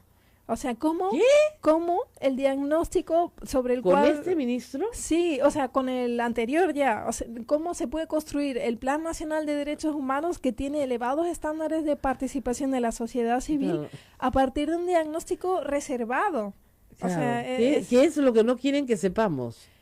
evidentemente, o sea, nos genera mucha preocupación. Puede que, o lo otro es pensar que en realidad nunca hubo un diagnóstico sólido que sustente este trabajo. Es lo más probable, ¿ah? O sea, no es que sea reservado, sino que está tan mal hecho que no lo pueden enseñar. Ujú. Es lo más probable, me atrevería a decirlo, porque no veo por qué, no sé, más los planes siempre se han publicado en el diario oficial. O sea, han estado publicados en el peruano siempre. Reitero, si revisan desde el primero que se hizo hace muchos años, pues deberíamos a estas alturas ya en el 2018 vivir en el paraíso, pero lamentablemente los estándares están, pero el cumplimiento es otro. Y ese es lo que molesta un poco de estas normas declarativas, ¿no? Yo entiendo que es muy importante tenerlo en blanco y negro para poderlo reclamar después, porque si no lo tienes en blanco y negro no hay forma de reclamarlo. Pero también creo que ha sido muy declarativa siempre la actitud. Cuando usted dice, esto es para que los organismos internacionales digan, ah, qué buen plan de derechos humanos. No, sí, están muy preocupados. Vamos a una pausa y volvemos. Y tenemos que explicar algunas cosas sobre derechos humanos, porque ya comenzaron los alérgicos al tema.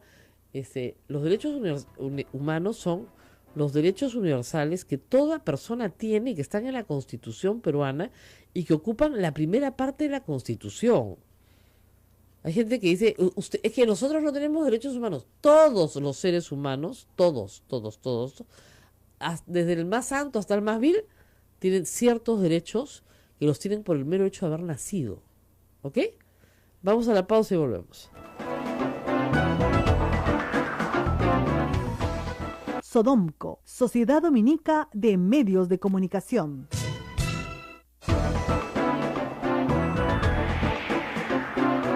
Antes de conversar nuevamente con nuestra invitada, la doctora Mar Pérez de la Comisión, de la Coordinadora Nacional de Derechos Humanos, tengo que contarles algo que me informaron anoche y que ha llamado mucho la atención en la comunidad educativa. Ustedes saben que los periodistas son muy acuciosos o la gente busca información y han encontrado un artículo universitario académico, de carácter académico, eso está muy bien, publicado por la nueva jefa del SUNEDU. Entonces, bueno, ¿qué culpa tiene? La doctora tiene todo el derecho a publicar los artículos que considere pues pertinentes. El problema es que este artículo publicado en 2014, en realidad ya había sido publicado en 2010 por dos profesores brasileros. Como ustedes saben, Flor Luna Victoria estudió, en teoría dicen sus papeles que estudió un doctorado en enfermería en Brasil. Y efectivamente se trata de autores brasileños del 2010. Y los textos son igualitos, pues. O sea, va a tener que ser ratificado por él en juicio. Igual que en el caso de Toledo. En el caso de Toledo, su testimonio ha sido eso, un testimonio, el testimonio de un testigo. ¿No es cierto? La idea es que sea aspirante a colaboración eficaz, pero el señor no quiere ser colaborador eficaz. Porque no quiere ser juzgado en el Perú. Si tú eres colaborador eficaz, exactamente, eres parte de un juicio. El señor quiere ser testigo. Los fiscales de lavado de activos le han atracado que sea testigo. ¿Ok? Y faltaba que levantaran todos los embargos que tenían sobre sus bienes. Ya le levantaron los embargos. Entonces ahora va a hablar. Pero va a ser testigo. Y un testigo, lo único que tiene que decir es lo que vio y luego ir a juicio a decir de nuevo lo que vio. O sea, ratificar lo que ha dicho. Nada más. Entonces, punto. Ahora, todo el mundo sabe, porque es evidente que él es el corruptor, que debería ser condenado y juzgado. Pero si él no habla, no nos enteramos de nada. Y eso lo sabe bien él. Y esos son los arreglos que la empresa Odebrecht ha tenido en Brasil. Nosotros nos hablamos y ustedes nos rebajan las penas y nos comprometemos a pagar una cantidad de dinero razonable en un plazo de 10 años. Y en esas están. Esa es la historia. Bueno, vamos a contar otra historia, una historia de papa rellena, tamales, ¿no? La gente es bien graciosa, ¿no? Bueno, ¿qué pasó?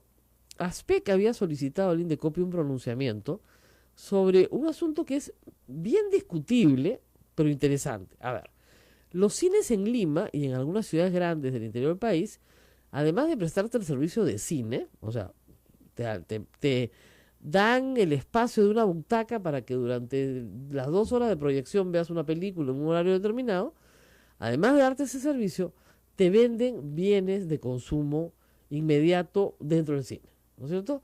Te venden canchitas, te venden gaseosas, te venden chocolates, algunos venden hot dogs, algunos venden pizza, ¿no es cierto? Hay de todo, pero no pasa de eso. Hot dog, pizza, canchita, chocolates, y bastante gaseosa. Muy bien. Entonces, ¿qué pasa? Es evidente para cualquiera que haya ido a un cine en Lima o tal vez en alguna ciudad grande como Arequipa, el Cusco, en fin, que los precios de esta canchita, esta gaseosita, ¿no? Terminan siendo más caros que el cine. Que el cine, pues, ¿no? Ya la entrada del cine es costosa. Ahora, se entiende porque se trata de establecimientos con una infraestructura más o menos grande. Y acá vamos a hacer un paréntesis porque les estaba contando, antes de salir al aire, cómo era cuando Abel y yo íbamos al cine de chicos, pues. Era diferente, o sea, un solo cine para todos, una sola película en un solo horario. Y nos sentábamos 300, 400 personas, con platea y mezanine, y no habían 10 salas, era una sala, no había nada más que la sala. Ya, los que han visto la película Cinema Paradiso, seguramente se reirán de nosotros, pero más o menos era así. La segunda cuestión es que no solamente en el cine podías comer lo que te daba la gana, sino que podías fumar. Y todo el cine fumaba y se armaba era asqueroso, una nube sobre los asistentes. Es más, todos los adolescentes se metían al cine, a matiné, a fumar, para que sus papás no los descubrieran. O sea, eran las prácticas culturales de los años 70, cuando yo iba al cine como adolescente. Muy bien, obviamente en los 80 ya de los 70 comenzaron a aparecer leyes que tenían todo el sentido del mundo, prohibiendo que se fumara dentro de los cines. No solamente para salvaguardar un poco al cine que terminaba apestando a cigarro, sino también la salud de las personas que asistían al cine. Hoy día le dices a un joven que se prende un cigarro en el cine y te mira como si estuvieses loca, no se le ocurre, o sea, sería algo completamente fuera de lugar, ¿no? Bueno, en el Perú se fumó en los cines. Del mismo modo, yo creo que la gente puede educarse en lo que puede comer y no puede comer en un espacio cerrado, porque los cines tienen ese problema, no son espacios abiertos, son espacios cerrados. Y los ruidos, el olor, etcétera, se potencian. Entonces, ya no se puede fumar, bueno, tampoco se puede comer arroz con pollo en el cine, no sé por qué están desesperados con que van a llevar ceviche en bolsa, caldo de gallina, no, sopa guantán, nadie está diciendo que van a llevar. A ver, la resolución Indecopi, ¿qué dice? Dice que efectivamente ha detectado un problema aquí de abuso de posición, digamos, de dominio, de monopolio, ¿no es cierto? Y que eso es una barrera que no permite la libre competencia y que por lo tanto el consumidor está obligado a comprar cierto tipo de productos. Pero que las personas que lo deseen pueden llevar productos similares o iguales a los que se venden en el establecimiento. Canchita. Exactamente, entonces si venden pizza, bueno, puedes llevar pizza. Si no venden pizza, no puedes llevar pizza, pues. Así de claro. Lo mismo que están vendiendo, igualito. Cancha, sí puedes llevar tu cancha ya en tu casa. Antes te la comprabas al barquillero en la puerta del cine, te costaba un sol la bolsita de plástico, esas largas con su lacito. Ya, igualito. ¿Ya? Y no hay la gaseosa que a ti te gusta, llevas pues la que a ti te gusta. Y no pasa nada. Había un cartel en las cadenas de cine, Cinemark y Cineplanet, que decía: prohibido el consumo de alimentos que no sean vendidos acá. Entonces, yo entiendo que esa prohibición puede ser lógica en un restaurante. Tú no vas a un restaurante a comer la comida que te han hecho en tu casa, ¿no? Te sientas, abres tu tupper y te la comes, porque el dueño del restaurante mirará: oiga señora, acá servimos la comida que nosotros preparamos, porque te están dando un servicio de comida. Pero en el cine te están dando un servicio de cine, no te están dando un servicio de comida. ¿Ya? Eso es accesorio, adicional. Ni siquiera es obligatorio. O sea, si quieres lo compras, si quieres no lo compras. Entonces, hay discusión. Hay algunas personas que dicen que esto va a encarecer el precio de las entradas, porque el gran negocio de los cines está justamente en el encarecimiento salvaje, porque es carísimo, ¿eh? O sea, comparativamente tú sales del cine, caminas media cuadra y encuentras el mismo producto 5 veces menos. O sea, una gaseosa de 5 soles que vale 2 soles, una canchita de 15, 20 soles que vale en realidad hacerla 2 soles. O sea, no tiene mucho sentido, ¿no?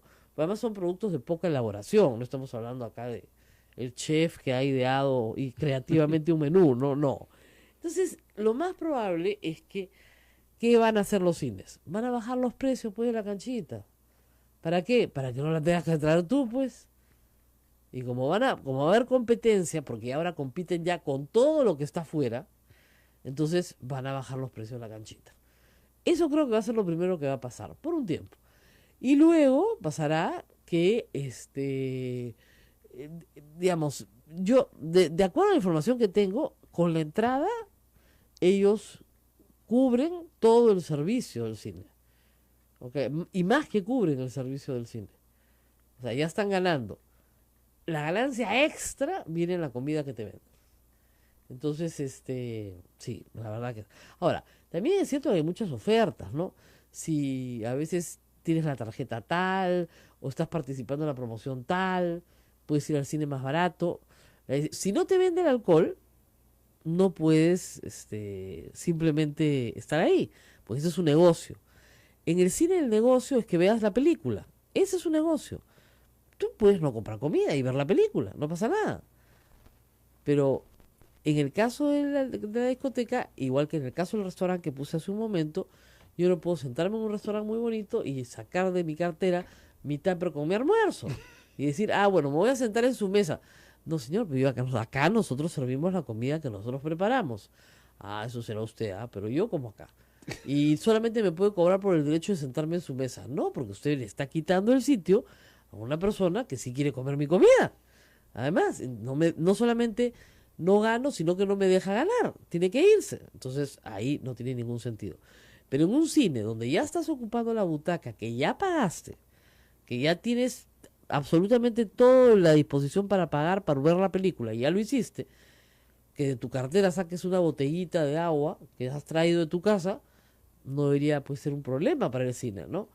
Salvo que el cine comience a fiscalizar que todas las botellitas de agua sean sus botellitas de agua y que no te las vende a 2 soles, sino a 10 soles. Ahora, dicho sea de paso, hablando del agua, tengo que advertir que en el aeropuerto pasa lo mismo y en casi todos los aeropuertos del mundo. Es decir, te quitan el agua por razones de seguridad. Y está muy bien que te la quiten por razones de seguridad. Pero una vez que pasas, te venden el agua al triple. Al triple. Sí. Una botella de agua puede valer 2 soles afuera, con ganancia y todo, porque puedes conseguirla más barata. Y adentro te la venden en 6. En 6. Y tú dices, señorita, ¿una botella de agua en 6 soles le parece? Señora, con toda razón, me dijo, son los precios que ponen los dueños, no es mi culpa. Sí, le dije, no es culpa tuya, pero acá está pasando algo muy raro. Entonces, una cosa es que tú cumplas con una medida de seguridad y otra cosa es que las personas de adentro, sabiendo que tienen lo mismo que en el cine, un mercado cautivo, donde no hay competencia, ¿no es cierto?, vendan más caro. ¿Qué hace la gente? Mete sus botellas vacías, se va al baño, abre el caño, la llena de agua y todos somos felices y es gratis. Mira la cara de Naila, como diciendo, eso es lo que yo hago, pues siempre lo he hecho. De verdad, y no solamente lo he visto en el aeropuerto Jorge Chávez, lo he visto en distintos aeropuertos del mundo porque está pasando en muchas partes. Es la misma idea, es decir, por alguna razón, ¿no es cierto?, tengo un mercado cautivo, solo yo le puedo vender, nadie más le puede vender. Entonces, como no hay competencia, le vendo al precio que yo quiera. Lo que tenemos que procurar siempre es que haya mucha competencia, porque donde hay competencia, el precio baja inmediatamente al nivel promedio del mercado, que es más o menos lo que todos están pagando por el mismo precio. Así de simple. Así de fácil. Así de fácil. Bueno, ahora vamos a nuestra entrevista de fondo esta mañana. Estamos con la doctora Mar Pérez, abogada de la Coordinadora Nacional de Derechos Humanos. Como ustedes saben, bueno, tal vez no lo sepan, ¿no? El Ministerio de Justicia se llama Ministerio de Justicia y Derechos Humanos. Raro, ¿no? Bueno, sí, se llama así. Aunque indulten a un violador de derechos humanos, se llama Ministerio de Justicia y Derechos Humanos. Y tiene un plan de derechos humanos que se publica regularmente y son planes quinquenales, a veces son planes bianuales, en fin, la periodicidad varía. Pero son planes que abarcan una serie de acciones que el Estado tiene que hacer en materia de derechos humanos. Y son planes muy amplios, porque ustedes comprenderán que el tema es inmenso, ¿no? Va desde, no sé, la trata de mujeres, ¿no es cierto?, hasta la protección de niños en situaciones migratorias, hasta violencia doméstica, hasta, en fin, el espectro de lo que es la protección de los derechos del hombre es tan amplia como es la actividad del hombre mismo, ¿no es cierto? Entonces ustedes pueden encontrar defensores de derechos humanos trabajando contra la minería ilegal o defensores de derechos humanos defendiendo el bosque, como está pasando en Chaparri en estos días. Hay muchísima gente comprometida con esta defensa. ¿Qué ha pasado? La doctora Mar Pérez nos va a explicar con más claridad. El Estado llama a distintas organizaciones de derechos humanos, abogados, en fin, personas naturales, les pide su opinión, llegan a consensos, incluso se levantan actas de los consensos y se establecen determinadas medidas. Una de las medidas que iba a incluir el plan de este año es aprobado este año, para este año y para varios años más, era la protección de los defensores de derechos humanos. ¿Por qué? Porque los matan, pues. No hay nadie más vulnerable que una persona que se enfrenta, ¿no es cierto?, a una turba en medio, no sé, de Madre de Dios, que está tratando de rescatar a unas niñas de la trata. ¿No es cierto? Entonces, esos defensores de derechos humanos, en los cuales la Iglesia está muy, muy comprometida, la Iglesia Católica, son muy vulnerables a la violencia. Y la idea es que desde el Estado se les diera una protección eficaz. Bueno, para hacerla corta, nos van a explicar la parte larga. Eliminaron eso. Eliminaron todo el capítulo de defensa de los defensores de los derechos humanos. Con lo cual, todos los activistas, claro, tienen la defensa regular porque el Estado da, pero medidas de protección preventiva no hay. Doctora, gracias por estar con nosotros. Me imagino que ustedes están muy preocupados por esta situación. Estamos muy preocupados e indignados, sería la palabra, Rosa María, porque sentimos que el plan que se ha aprobado recientemente busca solamente proyectar una imagen ante la comunidad internacional de un Estado moderno, un Estado que hace las tareas, pero cuando uno ahonda un poco en los contenidos del plan, se da cuenta de que es en gran medida un cascarón vacío, ¿no? Ya durante la elaboración del plan hemos encontrado muchos problemas, porque cuando hablamos de derechos humanos, uno de los elementos fundamentales es la participación de las personas afectadas. Y en la elaboración de este plan, los espacios de participación han sido sumamente acotados. Para nosotros no cumple los estándares internacionales. Mira, Rosa María, el plan tiene 5 capítulos, 5 secciones. A la sociedad civil básicamente nos han permitido participar en el tercer capítulo, que es el de poblaciones vulnerables. O sea, nosotros, organizaciones que llevamos más de 30 años pensando el tema de derechos humanos en el país, atentos a cuáles son las obligaciones del país y cuáles son las brechas de cumplimiento, solo se nos considera poblaciones vulnerables. Y en el capítulo 2, que es el más amplio, el que, digamos, el grueso, el capítulo de fondo del plan, no se nos ha permitido ningún tipo de participación. Comentario ni por escrito. Nada, nada. Entonces, o sea, ¿de qué estamos hablando, no? Y si pensamos en lo que ha sucedido fuera de Lima, en regiones, la situación es muchísimo más grave, porque se debió consultar a todas las regiones del país, pero solamente se han hecho consultas en 5 regiones de una mañana y media, sin ningún tipo de información previa a la gente que va a participar. O sea, ¿tú cómo vas a participar en esas condiciones, no? Claro. El requisito previo para participar es el acceso a la información. No. Y encima, no. La entrada promedio regular general está más o menos en 20 soles en Lima, en los cines más caros de Lima, ¿no es cierto? Estreno vale más que una semana de no estreno, en estreno no hay promociones, en fin, se aplican un montón de restricciones. Nadie me puede decir exactamente cuánto vale el cine, ¿no? Cuando era chica, matiné venía una cosa, vermú y noche, y no había diferencia. Todo era similar casi. Todo era el mismo precio. Ahora todos los precios son variados, depende si la compras por internet, si la compras en la aplicación, si te sale más barato, si vas al sitio, si es viernes, si es martes, si es sábado, si es domingo, si tienes la tarjeta tal, te lo dan más barato con el combo, y es complicadísimo, ¿ya? Ya ir al cine ya dejó de ser fácil, ¿no? Pero digamos, el mensaje es vayan al cine, por favor. No hay nada como ver una película en una pantalla gigante. Y 2, compórtense correctamente en el cine. O sea, ahora en el Cineplanet te ponen un bonito con dibujos animados, lo que no debes hacer en el cine. No debes poner los pies en el respaldar de tu vecino, no debes tener tu celular prendido, tampoco debes chatear desde el cine porque molesta la luz, ¿no es cierto? Y si vas a comer algo, no tienes por qué hacer ruido, ¿no es cierto? O sea, hay gente que hace un ruido infernal a la hora de comer, que acá nadie lo dice, sí, me senté junto a un ruidoso, ¿no? Y tampoco tienes que comentar la película pues a todo. Ah, sí, ahora la matan, ¿no? Arruinas la película. No, esta es la parte en la que la matan, sí, no, es horrible. Cállate. O sea, cuando uno está en un espacio público, tiene que comportarse de acuerdo a determinadas reglas que están establecidas por la costumbre, ¿no es cierto? O sea, usted va a la playa en ropa de baño y se mete al mar y la pasa bestial. Usted no entra a una iglesia en ropa de baño. No, no es cierto, pues no es apropiado. Exactamente igual. Usted puede poner su, no sé, su canasta en un sitio público, abierto, en un parque, y comerse el arroz con pollo, pero dentro del cine no se puede comer arroz con pollo. Así de fácil, ¿no es cierto? Todo tiene su lugar y su momento. Pero en fin, y nada. ¿Qué Comentan más tenemos? A ver, nuestros comentarios. Estás riendo de los Sí. comentarios.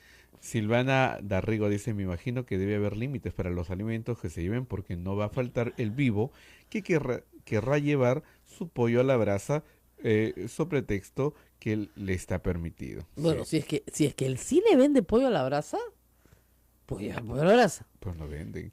No hay- Pero venden hot dogs Ya. y venden pizza. Y huele, ¿ah? Y venden nachos. Y eso huele, ¿ah? Huele bastante. No es que huela poco, huele bastante. Se ve que hace tiempo no voy al Ya, cine. no hace tiempo, tranquila. Vamos a hacer una inspección. Toda la zona. Carlos Rodríguez nos dice, la canchita cuesta mínimo 10 soles Claro. y otros 10 la bebida. La entrada cuesta entre 6 y 8. Efectivamente es más caro que lo que se come que la película. Claro, es más caro. Y más, sobre todo, normalmente las personas no van solas al cine, ¿no? Van en pareja o llevan a sus hijos. Entonces, entre las canchitas, o sea, imagínate usted, papá, mamá, 2 hijos. Canchitas, las entradas, pestañas, 80 soles. Así es. O más, 100 soles te gastaste en un pestañar. Entonces, dices, bueno, oiga, pero esto Mejor podría... compro el videíto, dices. Ah, mejor compro el videíto, lo veo en mi casa. Así es. Claro. Obviamente muchos cines han desaparecido, por si acaso los cines de los que yo y Abel hablamos ya no existen. Nuestros cines de barrio Los cines de barrio han murieron. Acá en el centro muchos se convirtieron en templos, o sea, Sí. protestantes. Claro, porque tienen espacio. Los cines más famosos de la Plaza San Martín son muerto. El cine Metro, y el cine San Martín. el cine San Martín y el cine Colón. Y el cine Colón, donde están todas las pornos, no, mentira. No, de verdad, pues, Sí, entraron sí. en una decadencia Sí, tan que grande. buscaban clientela como sea. Claro, entonces la clientela se convirtió ya en una clientela marginal, ¿no? Entonces, no entraré en detalles ahí, pero créanme que en esos cines hacían cosas peores que comer arroz con pollo. O sea, no eran para toda la familia, definitivamente. Entonces, El único que vive es San Martín, que se ha convertido en una cadena también de cines. Lo han claro, adaptado, lo han adaptado. porque el cine Metro Es un templo, es creo, un ¿no? templo evangélico y Claro. el cine Colón está clausurado. Sí. Ujú. Lo compraron y se clausuró. Ujú. Que iban a hacer una galería de arte, otras cosas, ¿no? Diferentes. Pero en realidad, ahí lo único que hay que decir es, mire señor, productos similares. Ya, listo, similar. Gaseosa, gaseosa. Cancha, cancha. Ya, pues quiere llevar maní, ya, pues podría ser maní, ¿no? Porque maní puede parecerse a la cancha, ¿no? Ya, cancha sin reventar, ya, ¿no? Cancha serrana, ya, puede ser similar, ¿no? Pero, claro, dice, acá me dicen, supongo que serán los administradores del cine quienes determinarán qué alimentos son similares. Pero tú no puedes decir que no porque ensucian el cine, porque ya queda inmundo el cine. O sea, cuando usted sale del cine, detrás de usted entra corriendo un batallón de limpiadores a recoger toda la cochinada que la gente ha dejado. Porque es verdad, lamentablemente, como en el Perú el otro no existe, nunca dejamos limpio el lugar donde estamos. Es falta de educación preescolar. Los niños en preescolar siempre les enseñan a dejar limpia su mesita. Donde tú trabajas, hijito, tú terminas y limpias ya. Acá a los adultos no les enseñaron a dejar limpia su mesita. Entonces, el sitio donde están, el sitio que ocupan es una inmundicia. Porque creen que se van y otro lo va a limpiar. Eso pasa mucho en las playas, ¿no es cierto? Entonces, eso es falta de civismo, falta de educación cívica, además. Pero en el caso del cine, yo no creo que sube la entrada porque la entrada ya estaba cubierta. Y lo que sí creo que va a bajar el precio de la cancha para que la gente no se dé el trabajo de hacer su cancha, ¿no? Y va a bajar a un nivel muy competitivo con los precios del exterior. Te van a cobrar un poquitito más, pero no mucho más. Así es. Con lo cual, bueno, el consumidor gana, ¿no? Creo yo. Creo. En fin. Rosa María, 8:23, Nos tenemos vamos que ir a la pausa. Y vamos a hablar de un tema de derechos humanos cuando regresemos. No se Así muevan. es, volvemos.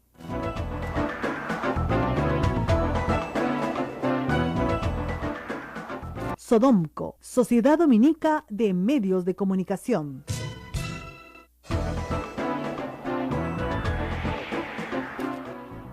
25 minutos. Continuamos en A Pensar Más con Rosa María Palacios, riéndonos un poco de los comentarios que nuestros amables oyentes nos mandan a través del Facebook, nos mandan a través del Twitter. Gracias por estar ahí. Sí, no, y además de contarles algo, ¿no? Todo el mundo dice que otro va a llevar ceviche en bolsa al cine, otro va a llevar arroz con pollo. No ellos, ¿ah? No, yo no, yo soy fino, ¿ah? Yo no hago esas cosas, ¿no? Entonces, te da la impresión de que, ¿no es cierto?, hay un problema cultural que resolver antes, ¿no? Pero hay un bonito ejemplo que nos dicen, ¿puedo ir a una discoteca y llevar mi propio alcohol? O sea, mis bebidas alcohólicas. No, pues chico, te voy a explicar. El negocio de la discoteca, la razón de ser de la discoteca, es venderte alcohol y ponerte música para que bailes. Así es. Entonces, La Sociedad Dominica de Medios de Comunicación, Sodomco, presenta A Pensar Más con Rosa María Palacios.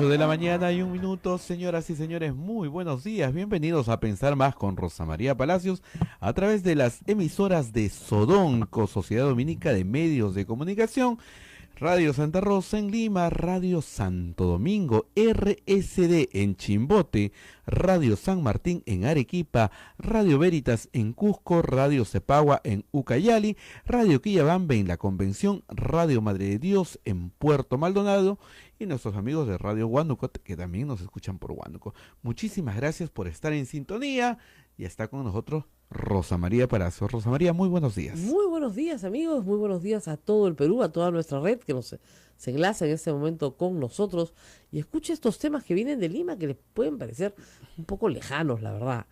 El tema más preocupante esta semana, por cierto, va a ser el interrogatorio a Barata.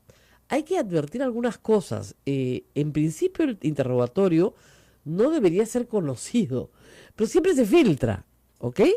Pero en teoría, hasta que no es traducido y enviado oficialmente a la Fiscalía Peruana, perdón, no es conocido y además, en teoría debería ser reservado. Porque si Barata da otros nombres, si Barata da otras informaciones que necesitan una mayor investigación y se filtra, pone sobre aviso a aquellas personas que podrían estar sujetas a una investigación.